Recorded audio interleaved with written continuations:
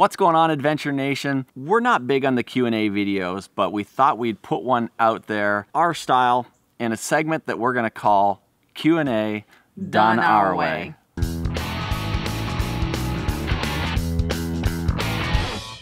We get questions on a regular basis that are usually along the same lines, and recently we got one from Julie Harbottle. Hey, Julie.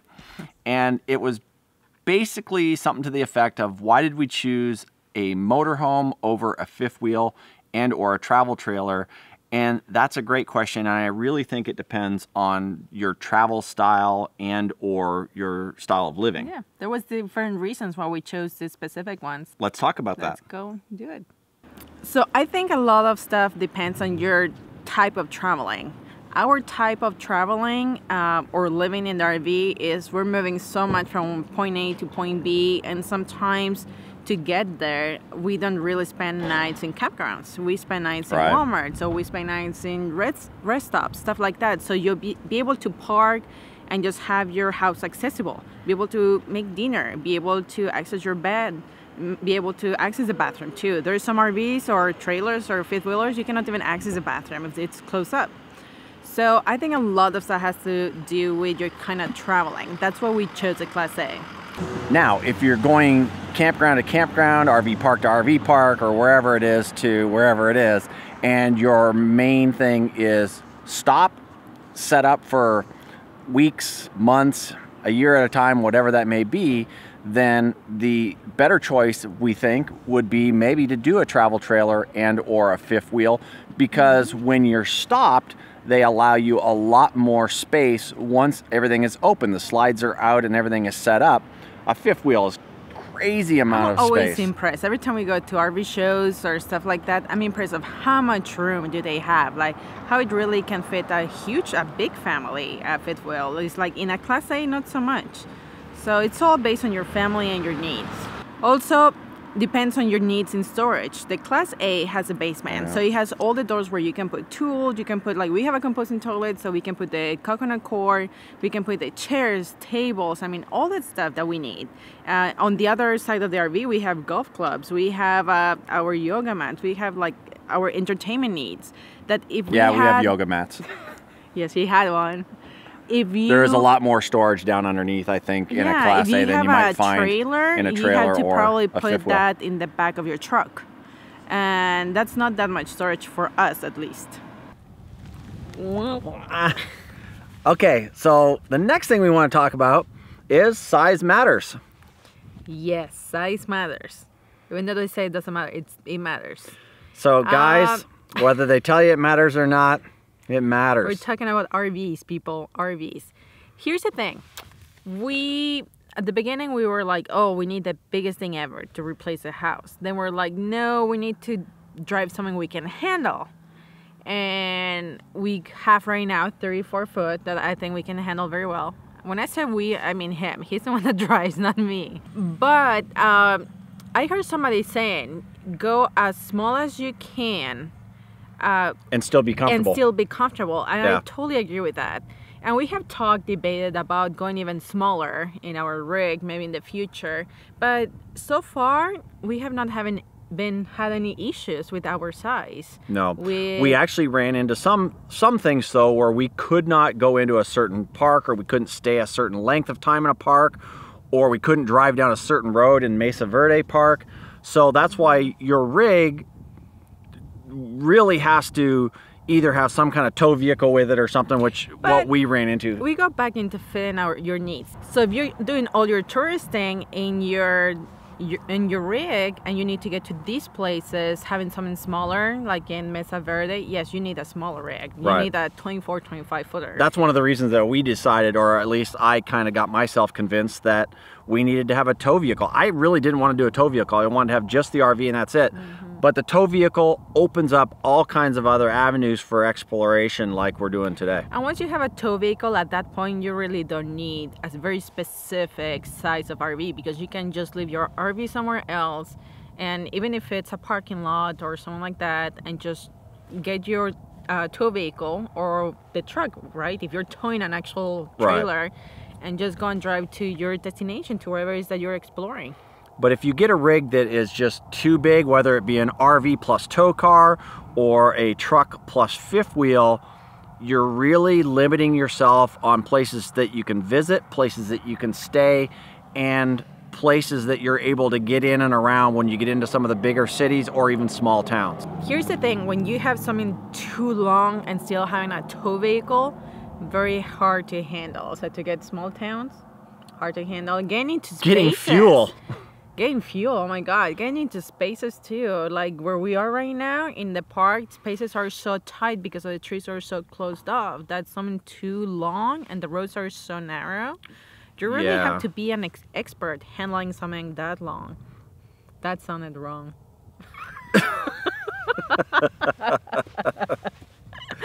You need to be an expert to handle something that big. A rig. That RV.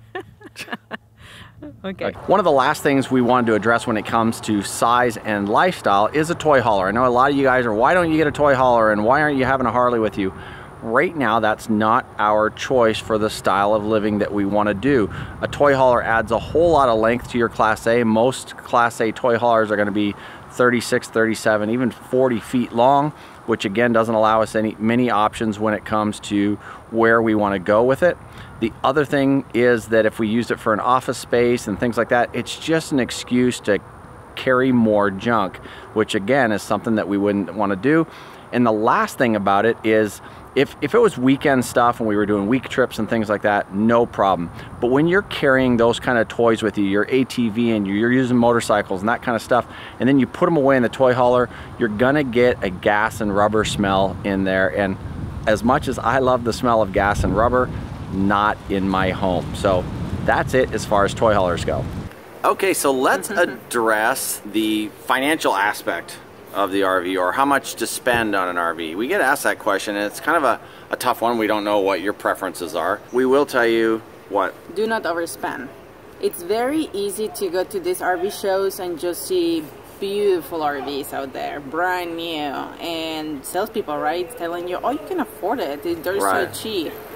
But the truth of it is not only the RV, you might have storage, insurance, the fuel when you're going to places, the campground going to places, so a lot of stuff like that. So if you want to be able to pay all the other costs, do not overspend on an RV.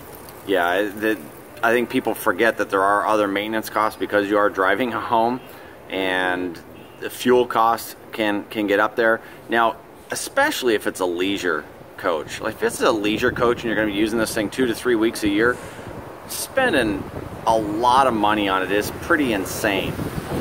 But if you're full-timing, now you've got your maintenance costs and things like that to consider. So that is one of the things that we really took into consideration, and we didn't at first. At first we were just gonna go for the gusto and through what do you say, thank God for unanswered prayers. We were looking at more expensive coaches, and because of the way the financing and stuff worked, and we'd never financed a coach before, we were limited in what we could get, and we wound up with Freya. And it turned out to be, I think, a blessing in disguise. Yeah. It turned out to be really inexpensive payments. Because our RV payments are this big, our play money to go and do stuff is like that big. Right. So that's a cool thing about it. It really allows us to spend the money where we like spending it, and that is on attractions and things to do and dining out and that sort of thing. That's where we really like to spend our money. Now look, if you're not going to do any of that and you think you're going to spend 100% of the time in your coach, get something nice. Get something nice, but if you have the money is not object to you. It's like there is no go and get a very nice 40-foot DP. That's amazing. Right. I'm jealous. Right. That's amazing. Really watch that cost. Unless you have unlimited funds available to you, we say go for it, but you're gonna want to. The motorhome experiment for us was all about attractions and getting out and seeing stuff, and we wouldn't have been able to do that if we'd spent all of our money on a coach. So that's our take on that. Welcome to New Orleans. We're here in New Orleans doing this. That guy doesn't need any more alcohol. Welcome to New Orleans. Welcome to Mardi Gras. Holy smokes. So the bottom line, how much should you spend on a coach? Obviously that really depends on you, your budget, how much money you make, how much money you want to spend, but we really recommend that you don't go spending everything that you have on the coach and then not have anything left over for your maintenance, for your fun. Storage is something people don't think about. If it's a leisure coach and you're gonna have to store it every single month, you're looking at, in Vegas, it was 165 bucks a month for a parking space. So you've got to consider all of that stuff on top of the price of the coach. If you look and go, oh, it's, you know, it's only 600 and 700 bucks a month. No, it's gonna ka-ching, ka-ching, ka-ching, and by the time you're done, it's probably gonna be close to double that before you get finished. So instead of house poor, don't be motorhome poor. Right, exactly, right? That's a great way to put it. A lot of people are house poor, they can afford their house and then they can't afford to go do anything. Same thing can happen with your RV. All right, what better place to conclude the Q&A than here in the Florida Keys? Yeah, it took us a little bit, yeah, I mean, a few months to finish this Q&A, but... We started this back in Texas. Yep. So we talked about travel style, we talked about the price of an RV, we talked about length, size, the type, all that kind of stuff. So I guess it all boils down to really what works for you. Yeah, I mean, everybody has different needs, everybody has a different travel style, so it's what fits you. And for us, Freya, our Class A, it fit our needs. Yeah. It really fit the bill. And we were lucky to get her because we really found her literally just driving by and just seeing it, but it just worked for us. Yeah, and it checked off the majority of the boxes. You're never gonna find anything that works for you 100%. We've talked to many people and they said, you know, if you can get 75 or 80% of the things that you want in a coach, that's a winner. That's a winner. And this thing really fits the bill for us. You know, it's not a big fancy DP. That doesn't fit our travel style. That wouldn't allow us to go off-roading in some of the places that you guys saw us off-roading, and it just wouldn't work. Maybe one day we switch our travel style. I mean, we want to and we go park to park to park. Yeah, and there is when a big trailer like fifth wheel, a 40-foot fifth wheel will become handy, or yeah, a big 40-foot diesel pusher will be great. But right now, currently, it's like the size we have and the layout, everything is great. It works for us. Yes. Even in the state park that we're currently in, if we had a big 45-foot diesel pusher, you'd have a hard time getting in here. It just wouldn't really work for this particular park. A lot of the state parks, again, it's whatever works for you. If you like doing the park to park thing and the private parks, and a 45-foot diesel pusher is going to work for you, and you feel like you need that much space, go for it. Not a bad thing. It's good for you. Now, the bad thing is having the diesel pusher and not being affording to go to park because you just bought too much and you have the money to go and stay in private park, so you have it parked somewhere at storage. But anyway, conclusion, our RV fit our needs, size, the price tag, I mean, we can beat it. Yeah. And it allowed us a lot of money left over to be able to travel, to be able to go to attractions, to be able to do things that we want to be able to do and not be strapped for the coach that we're in. What you want to do is just do your homework. Look at various coaches. Go out and walk through them. Go to RV shows. Watch channels like this. Ask a lot of questions. Ask questions of the channels that you're watching on what they like and don't like, and then come to a conclusion based on your travel style, what you want to do. Don't listen to what everybody else is telling you you should have. What you should have is whatever works best for you. Yes.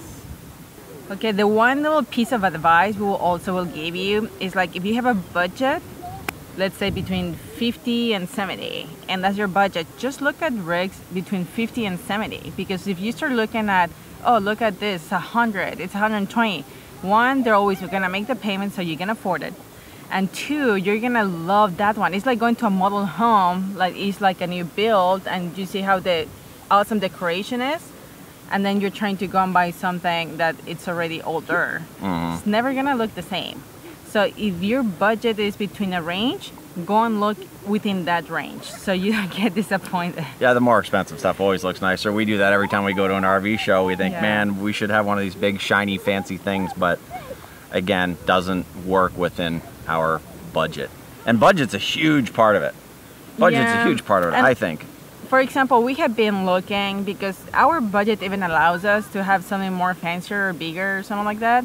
But we have been looking out there just new stuff and what's out there. And the stuff that we actually do like the paint on the coach and stuff like that, we can add it to our coach and still have a very small payment. Right. So at this point, we don't even see the need of upgrading to anything else. Yeah. If anything, maybe something smaller, but... And a lot of the newer coaches just don't check off all the other boxes, the space as far as storage and things like that. I'm not willing to give up my closet space.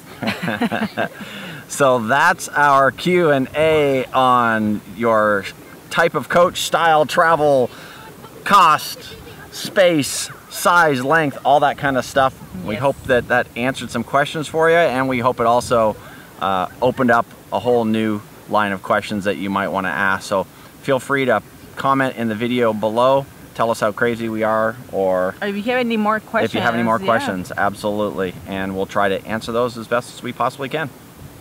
Perfect. Q&A over, finally. It's only taken us months. Q&A done our way. Today we're going to try something in a new segment that we're going to call Q&A done our way. You're supposed to say it with me. I just couldn't remember the words.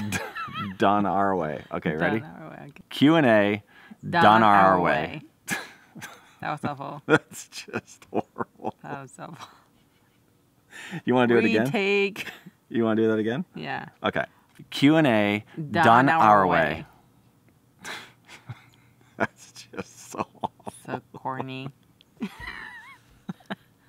is what it is. Okay. Okay, so we get questions